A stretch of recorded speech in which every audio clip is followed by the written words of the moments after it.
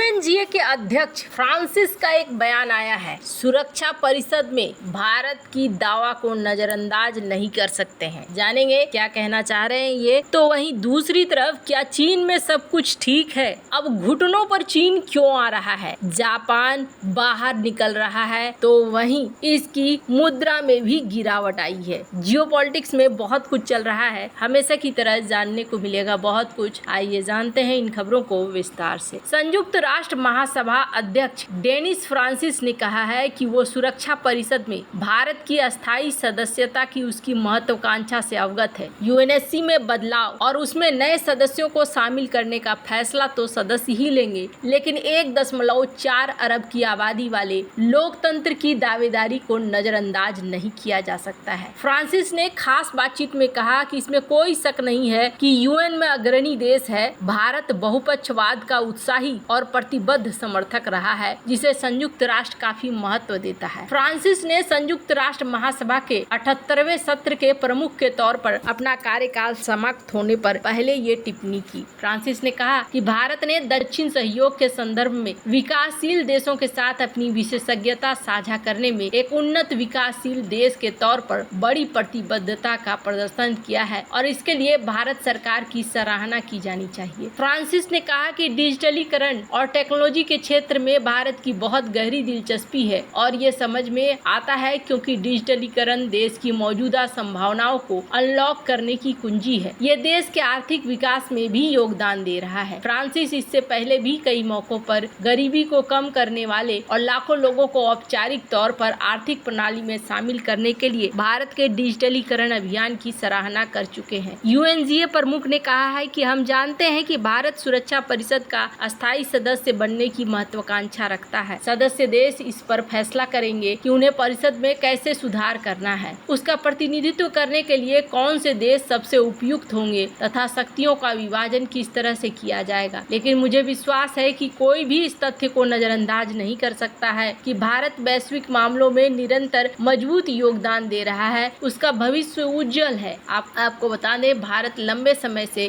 UN के इस ताकतवर निकाय में अस्थायी सदस्यता की दावेदारी कर रहा है। उसका कहना है कि यूएनएससी के मौजूदा स्वरूप में वर्तमान भू राजनीति की वास्तविकता प्रतिबिंबित नहीं हो रही है। जिस तरह से चीजें बदल गई हैं, वैसे हालात में अब यूएन को भी बदलना चाहिए। खैर, भारत भी ये बात कई बार कह चुका है। जहां एक तरफ ये सब कुछ चल रहा है तो वहीं दूसरी तरफ दूसरे देशों में निवेश करके वहां कथित तौर पर अपना अधिकार जमाने वाला चाइना अब घुटनों पर आता दिखाई दे रहा है। बड़ा सवाल ये है कि दुनिया की दूसरी सबसे बड़ी अर्थव्यवस्था वाले चीन में क्या सब कुछ ठीक चल रहा है? क्या चीन की अर्थव्यवस्था की कमर टूट रही है? चीन के हाल में ही लिए गए फैसले को देखकर ऐसा ही कुछ नजर आ रहा है। चीन अपने यहाँ विदेशी निवेश के लिए दरवाजे पूरी तरह से खोलने जा रहा है। ये तब है जब चीन पाकिस्तान, नेपाल, श्रीलंका आदि जैसे देशों में भारी भरकम निवेश कर रहा है। अब चीन को निवेश के लिए दूसरे देशों के भरोसे रहना पड़ रहा है। चीन की अर्थव्यवस्था इस समय बुरे दौर से गुजर रही है। एक तरफ जहां कई कंपनियां चीन छोड़कर जा रही हैं, तो वहीं अब चीन को मैन्युफैक्चरिंग देशों में दूसरे देशों से टक्कर मिलने लगा है। ब्लूमबर्ग की एक रिपोर्ट के मुताबिक अपनी अर्थव्यवस्था को पटरी पर लाने के लिए चीन मैन्युफैक्चरिंग और हेल्थ सेक्टर में विदेशी निवेश के लिए दरवाजे को पूरी तरीके से खोल रहा है। ये पहली बार है जब चीन अपने यहाँ किसी सेक्टर में 100% विदेशी निवेश को मंजूरी दे रहा है। चीन के national development and reform commission NDRC की एक पोस्ट में कहा गया, चीन 1 नवंबर से मैन्युफैक्चरिंग और हेल्थ सेक्टर में विदेशी निवेश के दरवाजे पूरी तरीके से खोल देगा। अभी तक इन क्षेत्रों में 100% विदेशी निवेश नहीं किया जा सकता था। यही नहीं, चीन विदेशी निवेश को लेकर नियमों में कुछ ढील देगा ताकि निवेश में परेशानी न हो। NDRC ने कहा कि सरकार ने सर्विस इंडस्ट्री के विस्तार को बढ़ावा देने और इसमें विदेशी निवेश की पहुंच को प्रोत्साहित करने की बात कही। इसके अलावा चीन ने अपने हेल्थ सर्विस सेक्टर को और अधिक खोलने के लिए कई नीतियों की भी घोषणा की। कॉमन मिनिस्टर्स की वेबसाइट पर पोस्ट एक बयान के अनुसार बीजिंग, संघाई, ग्वांगडोंग, हेनान में स्टेम सेल्स, जीन डायग्नोसिस और ट्रीटमेंट को कवर करने वाले टेक्नोलॉजी के विकास और अनुप्रयोग में विदेशी पूंजी को शामिल करने की अनुमति दी जाएगी। कहा जा रहा है कि चीन में पूरी तरीके से विदेशी स्वामित्व वाले अस्पतालों की स्थापना को अनुमति दी जाएगी। पहले जो कुछ नहीं होता था वो सब कुछ हो रहा है। इसके पीछे कारण समझिए।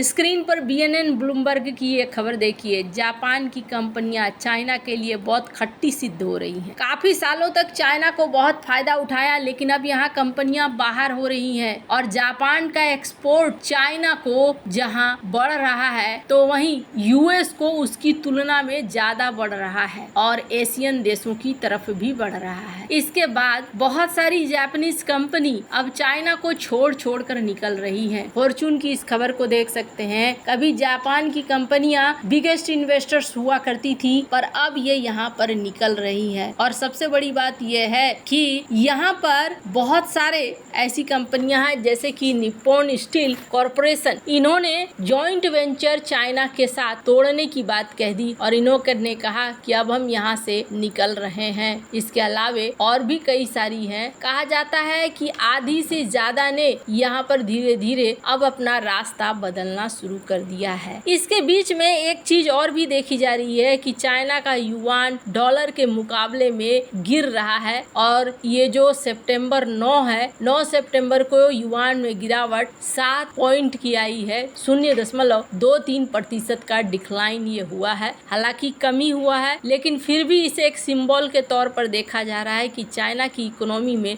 समस्याएं हैं। द जकार्ता पोस्ट को अगर देखें तो चाइना के स्टॉक 7वें महीने में काफी लो पे जा रहे हैं। HK ने इस वक्त ये कहा है कि शेयर्स फॉल हो रहे हैं और ये वीकनेस को दिखला रहा है। इसके अलावा हमने देखा MSCI इंडेक्स में भी चाइना पिछड़ता हुआ नजर आ रहा है। ये बहुत सारी ऐसी वजहें हैं जिसकी वजह से चाइना धीरे धीरे अपनी इकोनॉमी पर से पकड़ खोता जा रहा है। जहाँ तक बात है रियल एस्टेट की, तो यहाँ पर वो वापस नहीं आ पाया हुआ है। इसकी वजह से ये भी दिख रहा है कि चीजें अब यहाँ पर उल्टी ही चल रही हैं। वैसे आपको बता दूं, निप्पॉन स्टील यहाँ से तो निकला और ये अमेरिका की एक कंपनी को खरीदना चाहता था। कुछ इस तरीके की इन्होंने तस्वीर शेयर करी है, एक कार्टून शेयर करा है। उसके बाद एक आर्टिकल भी शेयर किया है जिसमें इन्होंने बताया है कि देखो, हमारे देश को ये छोड़कर यहाँ जा रहे थे, लेकिन यहाँ पर अमेरिका ने बैन कर दिया और अमेरिका ने इनको स्वीकार नहीं किया है। दरअसल हमने आपको कल एक खबर दी थी जिस खबर में ये कहा था कि अमेरिका इसे अपने देश के लिए नेशनल सिक्योरिटी के लिए सही नहीं मान रहा है और इसी वजह से इन्होंने इसके ऊपर रोक लगाई हुई है। पर सच ये है कि निप्पॉन स्टील चाइना से भी अपने रिश्तों को तोड़ रहा है और ऐसी कई सारी कंपनियां हैं जो चाइना से निकल रही हैं। चाइना इन सारी चीजों को देखते हुए वक्त रहते संभल जाना चाहता है। चाइना को लगता है अगर सही समय पर नहीं संभले तो कल के लिए समस्या हो सकती है। इसलिए चाइना ने अब अपनी इकोनॉमी को खोलना शुरू कर दिया है। ये कुछ वैसा ही कर रहे हैं जो डेंग जाओपिंग ने किया था और ये चीज अब देखने को मिल रही है। वैसे आपको क्या लगता है, क्या फिर से भरोसा हो पाएगा? कमेंट कर अपनी राय जरूर बताएं। जल्द मिलते हैं अगले वीडियो में नई खबर के साथ।